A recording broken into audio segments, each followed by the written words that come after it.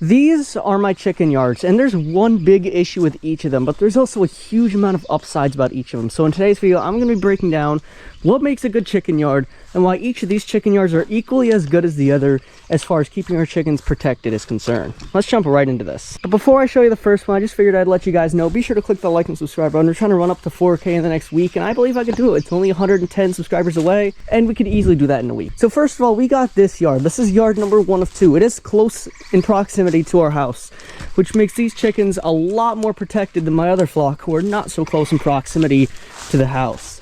Either way though, this yard right here is probably one of the best options if you're trying to keep a portable chicken coop like this one right here. So this chicken coop, the interior needs a little bit of a clean. The floor is fine, obviously. But the most important part about this coop isn't the state of the interior. It is the fact that this is on a trailer like this. So you can easily move this around by attaching it to like an ATV or a car, or better yet, a tractor, to move this to a different location every single time.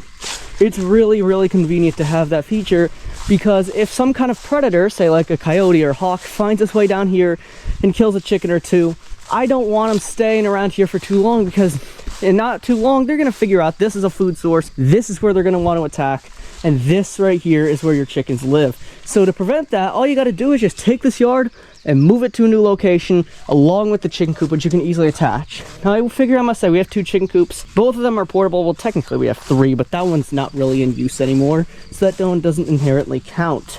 Either way though, there is one huge downside to this yard, and it is the fact that this fence, it's very easy to find loopholes in it. And chickens, that's one of their best traits, is finding loopholes and things that they shouldn't be able to find.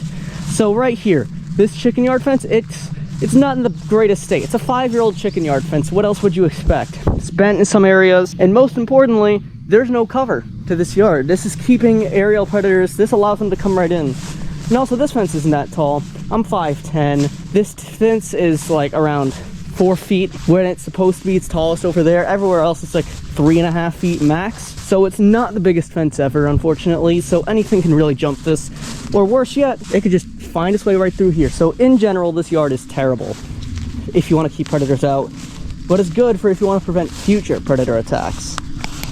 All right, so we got yard number 2. This yard is a whole lot larger, so that's automatically one of the first pros we got. This yard, as you can tell, it's a whole lot bigger, and it looks like it's in a completely different area of the property, but in all actuality, it's really just like, I don't know, 400 feet away from their current yard. But here's the thing about this yard. It is almost an acre big, and it's filled to the brim with multiple spots where these chickens can hide and stay protected from predators in general. It's a nice place to be for chickens. This is like the absolute dream estate for your chickens. They have a nice sized chicken coop that's fairly clean, and they have a nice sized yard that in which they can roam around in. Now here's the interesting thing with this yard right here though. There's a lot less issues. You see this fence right here, this is about 6 feet tall, so it's about 2 inches taller than me, maybe about 1.5 inches at this point. This yard could easily, it would take a little bit more effort for something like a fox or a bobcat or even a coyote for that matter to jump this. Not saying they can't, I'm not downplaying their abilities, but it's gonna take just a bit more effort from them to get in here. And it's not so easy to just dig under here unless you're like a really good, unless the predator that's trying to get in here